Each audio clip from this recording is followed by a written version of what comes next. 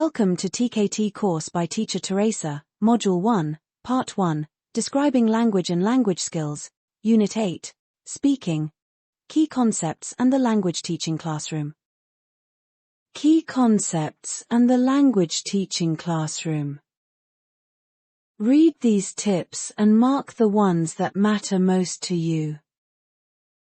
Improving speaking skills requires regular practice in various aspects, such as pronunciation, connected speech, register, interactive strategies, interactive speaking, example, dialogues, discussions, debates, and speaking at length, example, speeches, stories, presentations.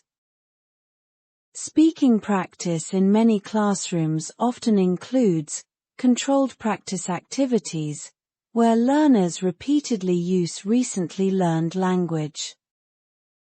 These activities, example, repetition, drills, and saying memorized expressions, aim to improve speaking accuracy by ensuring correct use of grammar, vocabulary, and pronunciation.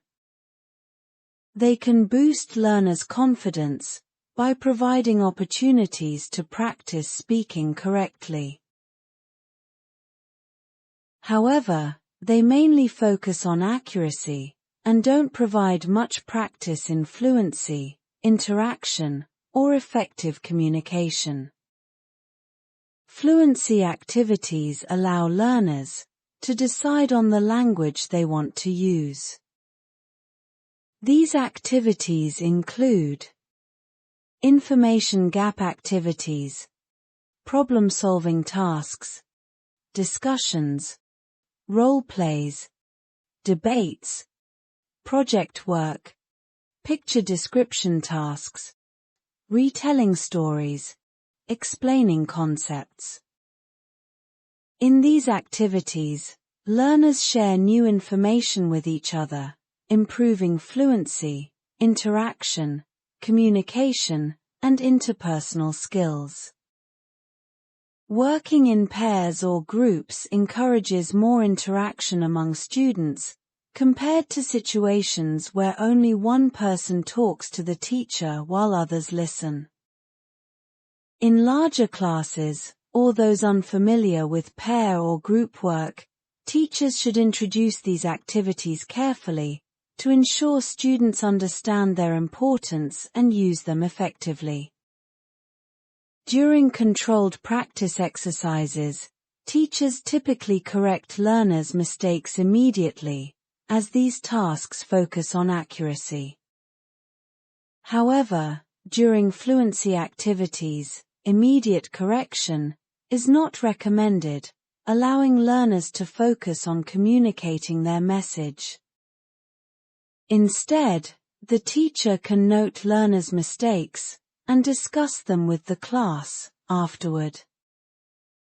Since speaking is a complex skill, learners may need additional support before speaking confidently. This can include practicing essential vocabulary, organizing thoughts, practicing pronunciation, and completing tasks before speaking. Some experts suggest that dealing with language problems after a task, rather than before, increases learners' interest in language learning by helping them understand why learning language matters. For beginners and young learners, allowing a silent period at the beginning of the course can help them absorb and process new language before speaking confidently. Speaking lessons typically follow this structure. 1. Lead in. Introduce the lesson topic and new language. 2. Practice activities. Allow learners to practice using the new language, progressing from controlled to freer activities, or from freer to controlled activities, depending on class needs. 3. Post-task activities.